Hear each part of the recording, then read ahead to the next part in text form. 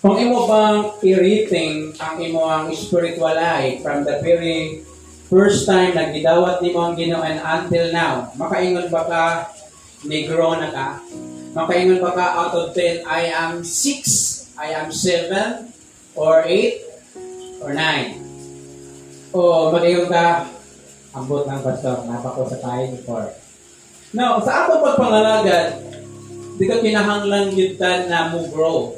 Kinahanglan na ito masabtan. Kung sa ba ang plano sa Ginoo, alang sa ito, kini gina-refill niya, diya sa iyang pulong, o diya sa atong pagpadayon.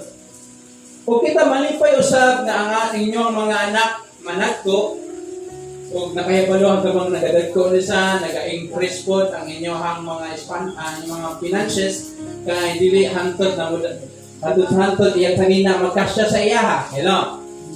Mag-expend ako ka another financial, kaya mapalit sa nila, kaya nila magkasya. Pati po ang mga sapatos, kinili-kwili ang iyang 5 years old na edad na sapatos, na nahimo na sa 10, ipasokot ragi hapon, nagkana ka, kaya wala tayo lain. Bajita. Hello? Sa ako na sa itong kinabuhi, kung naatay budget, maningkaw dito na naayos tayo bago every year. O everything na tayo bago. Oo ba ito pagpangalagad sa Ginoo? Wala pa na ito gina-examine kung nag-grow na ba ito? Kung asa na ba ito tutob sa ato ang pagbaktas, sa ato ang pagpangalagad? O bingatang, okay na ko diri Lord, as long makitang ko sa simbahan, as long musimba ko. Mo ba na ang gusto sa Ginoo sa imo o sa ako ha? Ang gusto sa Ginoo kanang moabot ka sa level na masabtan nimo bisag naay mga pagsunay, naay mga problema, gusto sa Ginoo makita nimo ang kaayo niya in the midst of the trial. Amen? Pero dili ka mo bro, bisan pag maayong butang mo abot sa Ginoo sa imong kinabuhi, wala kay makita sa maayo. Now, akong tunan ang Galatia, unsa ba ang purpose ni Paul? Unsa ba ang problema sa Galatian church? Kinsa ba ang establishar ini o kinsa ang nagsulat? Asa ko ni gisulat? Kung tanaw na to ang mga taga-Galatia, usa na sa mga Gentile church. Then, gidawat sila sa Ginoo through the grace of God. Ang problema na ay mga pundok gikan sa Jerusalem na nagwali sa ilahan na dapat nila sundon ang Ten Commandments, dapat sila magpatuli, dapat sila na mo-obey sa kasuguan sa Ginoo. Muna yun sa chapter 3 o chapter 5 verse 14, ingon ni Paul, ang magpadayon sa kasuguan na putol sa grasya sa Ginoo. And Galatia 1 verse 8, ikayon, ang katungudawat o mawali, dili pareho sa among ginawali pagkatungluhon siya. Hello? Kung sa pa imong nadawat, na nahimo kang panalangin. Kung unsa imong madawat, mao na imuhang ipasa. Hello? Kung unsa imong nadawat, gikan sa imong katigulangan, mao na imong ampingan. Kung sa ba itong mga nadawat sa atong mga katigulangan sa imong mga papa, lululola, na antil karon naa pa. Kaya mahadot ta og changes, mahadot ta basig kong kalagon, basig kong padangguho no nang dilabay man animo. Kaya mo na problema ni Paul sa mga taga-Galatia, pero gusto ni Apostle Paul na mugro sila. Gusto ni Apostle Paul na masabtan nila unsa ba ang grasa sa Ginoo, grasya sa Ginoo alang nila. O unsa po ang grasa sa Ginoo alang nila. Ako mensahe na kayon, growing together in the Lord. Hinot man nagdungan ta, kung asensyo, dungan ta na mugro, dili pwede na mapili ng isa, di alam ka kuto pa. Antod sa hantod, diha lang ka, ayaw pagpagamit, aslong na ka. Gusto sa Ginoo na tanan ta. Mo paggamit sa Ginoo, tanan ta, makitaan sa Ginoo na i-offer ang iyang time, i-offer yung kinabuhi, i-offer yung talent. Ay gusto sa Ginoo, i-bless ka. Kaya ang gina-bless, katong nagtrabaho. Ang ginasweldohan, katong nagpungko, katong nagtrabaho. Amen? Asa kita kumpanya na mo advantage sweldo na wala ka kaagi bising sa kalaw nga trabaho, wala pa. Siguro sa kumpanya na wa pa natindog. Now, atong tunan na atay ginaingon na tema, the glowing signs of the believer's growth. Unsa tang glow? Glow. Nagahining. Kung sa sikreto ni mo na lang, nihining man yung lagway. Simple lang, Pastor, stairwell. Then, butangan ako gamay chlorine, butangan ako o muriatic acid, nihining. And I know natin mga sikreto para makita ang timailhan na negro ka. Negro, nilagan ng pimples. I remember when I was young. May kanta ba, no? Back to when I was 15 years old. Grabe ka-arte, halos nag-auras, manilagos dito. Di ba ang curla, ginagamit na sa puti? Ginagamit na sa unawang, hilamos! Tungod sa akong pagka-arte, ni sinaw akong nawong sa katagan sa pimples. Hello! May glow siya! Naon sa anak akong lula, naon sa naman na! Ang i-advise ako ay niya, pagpabukan o bati kakao, then ang iyang usok, iyang aso, paana yung dagway. Di sakot man noon! Wa naman o, ikabutan nga sa pimples! Kanawa akong dagway, murag ginagiyang arado, nagkagbulos-bulos, resulta na sa akong pagka-arte. Muglo lagi! O sa mukha ang sekreto na muglo ka, musinaw ka bilang Kristiyano. I remember sa high school pa ko, kanang di ka-afford yung ginikanan, lura na tawon. Ako ba, hinaw, pigmumok, nakuha, maligo ko, usap-usap ko gamayan na, pag humantaki, na. Sino kayo? Let's go! Lana sa lubi! Baka kapalo, na ay lamok, na ay amigas, na sa mga ulo, sikreto ni. Naman, sino kayo? Glow kayo? Ay kapalit, lagi kayo, ginikanan. Hello, 4 years na ako. Akong gamit, kundi lana sa lubi. Snowbird, pasaon o max. Testing di ba? Gahi mong buhok, sinaw pag yun. Kung sa ka ang sikreto para mo sinaw sa, it means sumuglo. Makit andun ako na dun siya na ay kamaguhan. Hello. Natanaw na to ang tulo ka butang diri sa gisulat ni Paul. Balikan na to ang verses 2 and verse 5. Verse 2 and verse 5. Pag iyayungay, tanaway mong katupad kaya baka muyayong anak. Pag iyayungay kamo sa mga kabugat. Dahil kaya pas ano ni mo na mong katupad. Tako pa ba na sa imo ha? Sa mga kabugat, sa usag-usa o sa ingon nga niana matuman ninyo ang balaod ni Kristo. Apan sa verse 5 na kaingon, kay ang matag usa kinahanglan magapas-an sa iyang kaugalingon nga palasanon na mao di ay. Unsa ba ang glowing? Unsa ba ang naga-shine? Naga-bright? Naga-igpat-igpat? Murag aninipot o murag usa pa? Unsa ba ang imuhang kinabuhi sa klaseng nga light? Flashlight? No light? Hello. Number 1, makita nato ato ang malibel ang ato spiritual growth kung naata niini. Na sign, first, loving God's people. And verse 1, mga igsoon, kung ang usa ka tawo makaligas ngadto sa kalapasan, napa sa tuwa diri ang wala kaagi na naligas. O nangasamad pa, o ba nangapiang. Unsa pa ang ginaingon diri? Literal pa, nagasma ka, nagitawag ka. It means nahulog ka sa sala. Kamong mga espirituhanon, mga espirituhanon, amen? Kinahanglan nga magpahiuli kaniya uban sa espiritu sa kalumo, pagmatnon sa imong kagalingon, basin og matintal ka usap. So number 1, na growing together in the Lord, ang glowing sign of the believers but first loving God's people. Ngayon ta akin, okay man na niya. Mahala siya, isudlan niya na. Nakauban ta sa pagtuo. May mga time na mas di pairal na to ang ato ang decision. Pero makitaan sa kadaghanan na murag magmasalaag naman ni siya.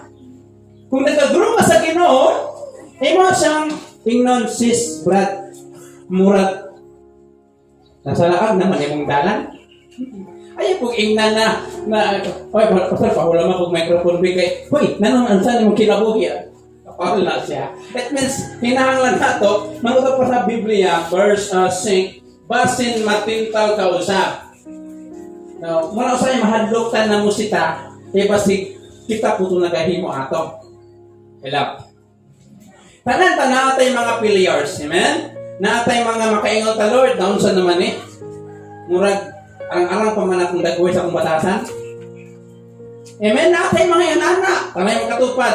Naatay mga yanana nga batasan. Bisan ako, na ako yung mga attitude na ambot na ng Lord. Kung atawon ni. Muna guro gibig ka na, joke. But anyway, loving God's people.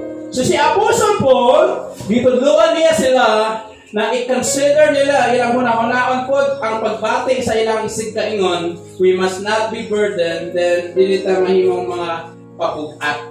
Wala man nag-ingon na magyayungnayin, bingon sa ako bayad yung mga utang ha. Ako palit bugas para nimo. It means, in the moment na mamali iyang decision, in the moment na dili tama iyang kinabuhi, dapat imong i-personal. Pinuhito niya mo kamay. Kamay mo saya na hiwis, di ba? Kung imo na i-announce, mag-away ba mo, dili mo magtingganay, so pareha mo ito, pingon sa Galatians 5:14, kung kamo magpinakay, mga hurot mo. Is mo pinaakay, magkuhan ba, magsilutihay na, kanasa mo na yung batasan. Aka na, inaanak ko na siya. So, mga kurot mo, di na mo makita sa prosenta sa Ginoo. Eh, pareha man umang luod.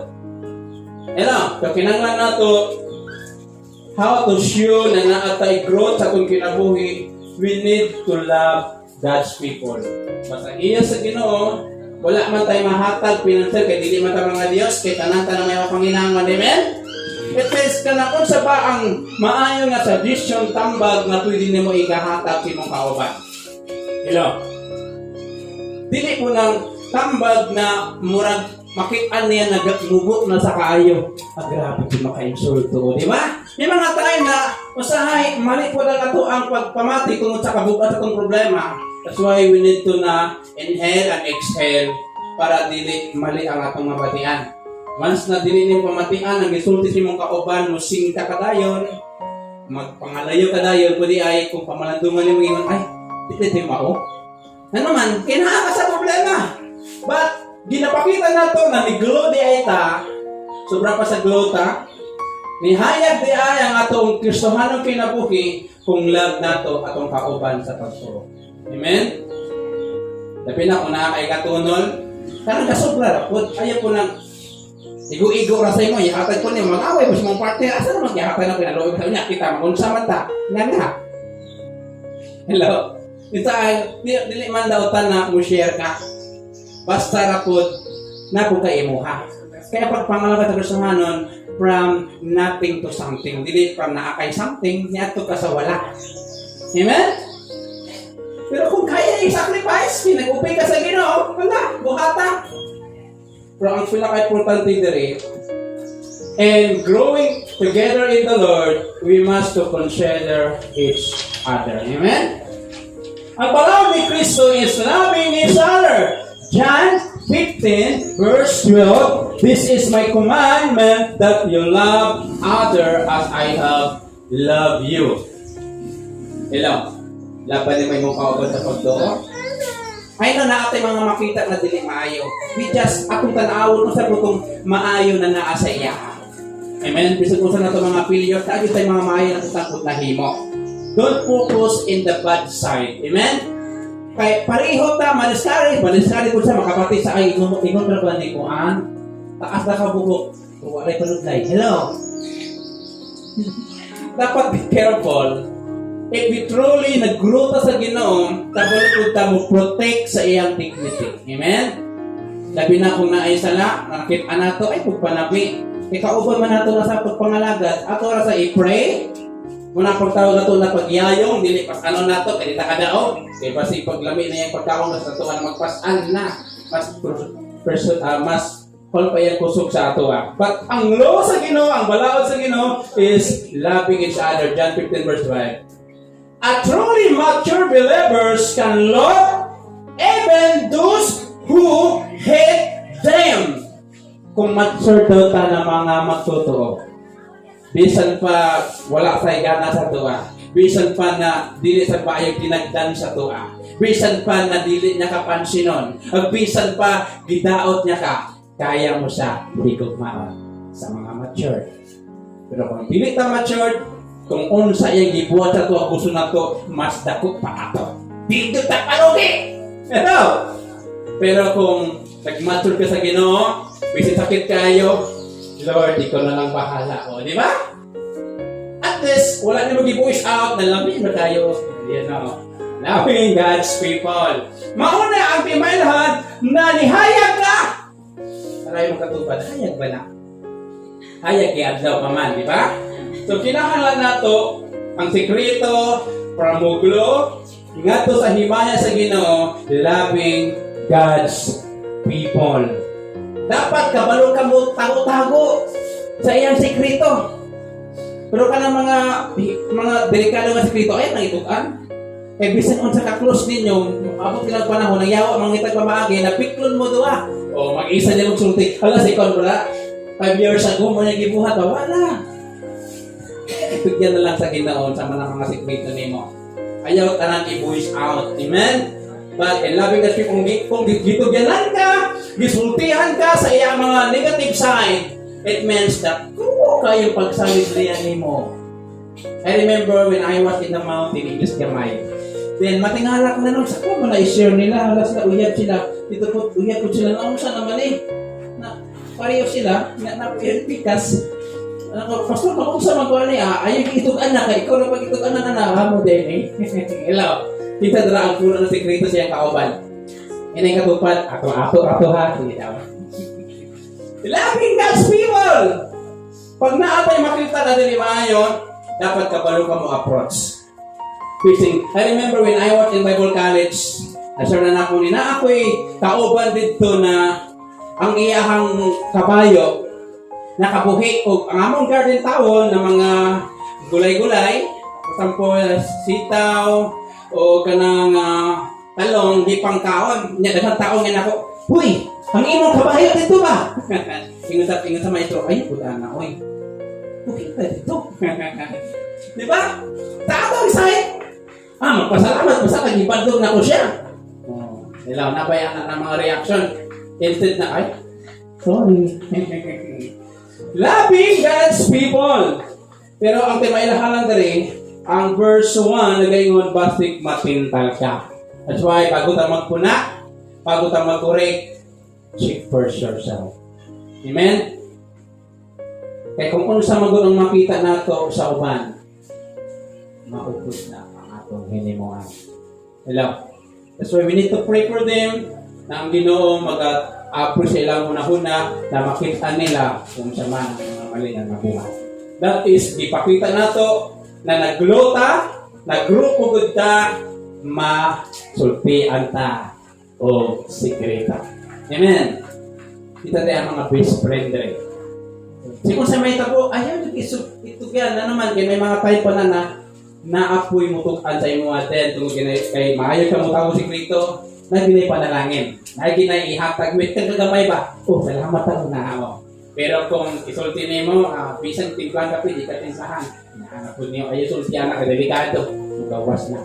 Pero kung nagpakita ta na, mugro ta sa Ginoo, kapaluta mo tipid sa mga sikrito. At the same time, kung tinuod ta na mature believers, kabalo po ta mo hikugma sa mga tao dili ganahan sa tuwa. Amen? And the second glowing sign of the believer's growth. Verse 6, siya nagikakudloan sa pulong. Kinahanglan mo paambit sa tanang mga maayong butang ngadto sa nagatudlo kaniya. Nagatudpad share pud gamay. So wala ba ginayon na tungod kinahanglan. May mga panahon gyud na dalong ka sa Ginoo, mubalik kag puyo sa mga makaabot din na kay church na maduolan. Then always remember in Galatians 6:6, wala man nag-ingon na kailangan katong faithful yun, katong close jud mo, kanang maduulan jud nimo sa aslong nakabati ka sa mensahe sa Ginoo pinagi sa iya, ingon sa Bible, ipaambit nimo unsay maayo nga butang. Amen? Number 2, glowing signs of the believer's growth. Number 1, loving God's people, and number 2, honoring God's servant. Si Apostle Paul wala nag-ingon, for the sake tungod sa alangad sa Ginoo o kung sa man niyang gibuhat, but It is for the appreciation of the labor of the Word of God in the work of the Lord. Amen? Kasi kinsa nakailan ninyo, nakaibalutan na dili kapiltihan ang pag-share sa imong panalangin. Di mo na yung sa Lucas chapter 6:38, maghatag o ikaw. So dapat wise giver ka. Dapat ang gihatag nimo, makita nimo na ginagamit nila. Kung ang gihatag nimo, nakabalid ka na need niya, muna ang wise giver. Hello? Hindi mo ka kung nadan pagkakonsihan. Diba? Now, 1 Timothy in chapter 5 verse 17, worthy of double honor, especially those who labor in the word and doctrine.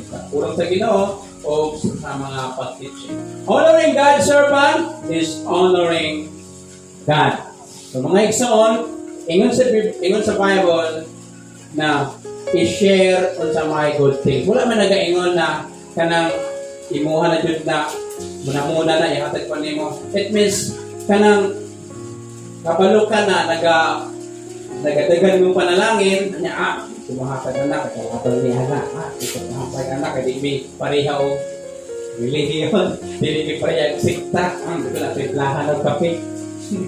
Di ba ingon sa pagpapati ingon sa Ginoo na kung bising usa ka baso lang ihatag nimo sa alagad sa Ginoo, dili ka mawat-an o ganti.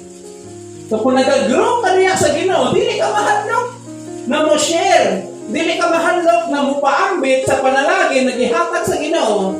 Pero kung dili ka mo grow, nahadlok ka kasi mawat ka. It means wala pa isalig sa Ginoo na igalagaran. Honoring God's servant is honoring God. Hello? Nana ba yung mga alagad sa Ginoo na nagaduwa sa inyong panimalay bisin di na ito kaubanan at least mga alagad sa Ginoo din naghahatag og mga advice, naghahatag og mga kapagdasig. So ingon sa Bible, share what is good. Siyempre, kakamit kami. Kung nakaipadala, padalhan niyo kung naaha. Kaya po nang ipilit na sa imuha, ay ipilit sa imuha na kami. Pag ito lang nawala. So, importante kayo na mugrota pag malipayon sa pangalagad if we honor God's servant. It doesn't mean ang nagawa ni kung dili katong mga kailali mo na alagad sa Ginoo. Amen? That is the sign na nag-grow kita diha sa Ginoo. And finally, in verses 7 to 10, ayaw ka mo palimbong ang Dios dili mabugal-bugalan. Kay bisan unsay ipugas sa tawo, mausap ang iyang anihon. So unsa man ang gibuhat nimo, if good things ang imong gibuhat, good things will back to you. Kung ang imong gibuhat puro pagdumot, imong gibuhat puro pagdaot, mubalik pud na sa imuha. That's why piliun na to. Unsay maayo na akong ipugas kay ingon sa Bible, ang Dios dili mabugal-bugalan. And verse 8, kaya ang nagapugas diya sa iya kaugalingong unod, dikan isa unod ani siya og pagkadunot, apan ang nagapugas dikan sa espiritu, mag-aani sa kinabuhing dayon. O kinahanglan dili ka maluya sa pagbuhat og maayo. Ato ingon sa verse 1 ganina na magyayong nga, it means na ayaw mong concern, pataguan ka sekreto, kaya mo sa higugmaon, kaya ni mo sa pansinon, kasi wak kang ipansin. It means, it is the good thing. Sige na, dili ka maluya sa pagbuhat o maayo, kaya sa tukma nga panahon, mag-aani gayon kung dili ka maluya.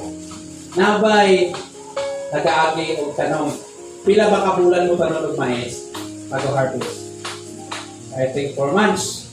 Kung magtanong ka o karabanos, 35 days. O talong, sitaw, 3 months. How about kung ay mong gitanong mga kaayuhan? Mubalik na sa tunga. Hindi ka matingala, nanong daghang gadumot sa tuwa, kay nagadumot punta. Nanong di tala pasayloon, kay dili punta mo pasaylo. Amen? Busa ingon nga kita adunay kahigayunan, buhata nato ang maayo ngadto sa tanang tawo, labi na kanilang nga sakop sa panimalay sa pagtuo. Ikatulo, glowing sign of the believer's growth is working God's work. Amen? Kung sa ba ang work sa Ginoo? Diba ingon niya, i-preach ang iyang pulong. Ingon niya, ingon sa Ginoo, i-pray ang tanan mga tao, at imong pamilya, and 1 Timothy in chapter 2. Daghang pag mga work sa Bible kung atong basahon lang. So importante kayo, gipakita nato ang growth sa dihang upagamit ta diya sa Ginoo. Amen? So sa umpisa, dili gina mawala na makulbaan ka. Kay walay nag-umpisa na grabe ka kawod mo, ay yung nagpuro-puro kamay, ay kahiyon, usay di kasapot ng kibati. Ano man, it's the first beginning. So nayaki po ko ana, usay hapit ako makuyapan. Kay pastor nag-invite sa usa ka dako nga simbahan. Then, kay ang simbahan niya gamay lang, pagkakita niya, di paningot na sa grabe mga igsoon, palay sa paglalagan. Puro-puro yung pagdiri, nawala na. Nakuyapan na diyan. So, based on my experience na ako, kadihang nagwali ko sa usa ka piyesta. So, daghang kayo, iskwilahan to siya. Then, tungkol sa akong nakulba, maglubos ko og undang. Nakuklod. Pero sa akong undang, ani. Ako kaging training. Wala ko in-iskwilahan sa Bible School. At isa, nagdala na ako simbahan. Nag-listen ko sa pag humanta akong wali. Ano man, kung tanaon ako na yung maestra, na kung kaayo, na yung principal, na ang barangay kapitan, na ang mga kagawan, anak ko dito. So, kung manay. This is the normal lang na siya. That's why working the work of the Lord, dapat dili ka maluya. 1 Corinthians 15:58, be steadfast and immovable. Dili ka movable, but immovable. Bisan pa na naluya ka, na-discourage sa tungkol, nag-grow ka, makita na ang glowing sign sa imong growth sa imong kinabuhi, magapadayon ka. Bisan ikaw na lang ang nanitira, bisan ikaw na lang ang nag-aral sa bangko, bisan wala mo tabang sa imo ha. Kaya nag-grow naman ka. Nanuman, kay imong gihimo ni dili para sa imong kaubanan, kundi para sa Ginoo. Pero kung wala kang mag-grow, luya man, ako naman ang isa dito panililig na pariharan may nangalagat. Muisip ka, bilangon ni mong hato. Kung mag-grow ka, pinahimo ni mo ni para sa Ginoo. Ingon sa Bible, na in due season, you will reap. Sa tama nga panahon, i-promote ka sa Ginoo. Sa tama nga panahon, panalanginan ka sa Ginoo upon may kondisyon. If we do not lose heart. Para kung maluya ka, tama nag-eskwila ka, kay kakuwit ka, matag sa'yo, na pinakumulay mong mata nyo, lumag pa ka, at nakumuskwila, oy. Ito may tabo sa imo, pabutang panahon, mo high-tech pag yun, gawas na wala kay bakir, kinahanglan nag-visit pa mahugos plato, kailangan college graduate, bisan pag paniglit, kailangan college graduate, na mabutang panahon, saan na lang. Hello? Sa work sa Ginoo, kinahanglan nato diri puso, dili ngoso. Yan yung sa pagpindulong tanan. So mga igsoon, naatay mga individual na mga difficulties. Pero ang gusto sa Ginoo na mugrota, ang gusto sa Ginoo na muhayag ang atong spiritual na kinabuhi kung kaya nimo higugmaon ang imong isigka ng halagan. Amen? Kung sa pagpakita sa imong gugma, kabalubog ka, mubati sa iyang gibati. Ang mirisi niya. Hindi ba sa mamati? So, nalabo ka sa time na mugahin ko lang ato ang mga unahuna na naman abi na to, tama na to. Hello? Nakagyan na, wala mong kagyan na natuloy, nagbasok ka kung saan namati ko. Humana! Muna yung damage is done. Ikadua, honoring God's servant. So, dili ka wala ng pag-share. Wala mo lang ingon ay ihatag mo kanan. Kung sa man ang maayong butang na kaya na mo ihatag, na nakitaan sa Ginoo, ihatag. Ikatulo, trabahoa ang trabaho sa Diyos. Kasi ikaw na lang ginahulat yung mga silingan na mga lagad sila, umakitaan nila ang kabaguhan sa Diyos. Ikaw ginahulat yung mga anak, yung partner, yung pamilya. So, dili ta dapat makulaan. Ingon sa 1 Corinthians 15:68, your labor is not in vain in the Lord.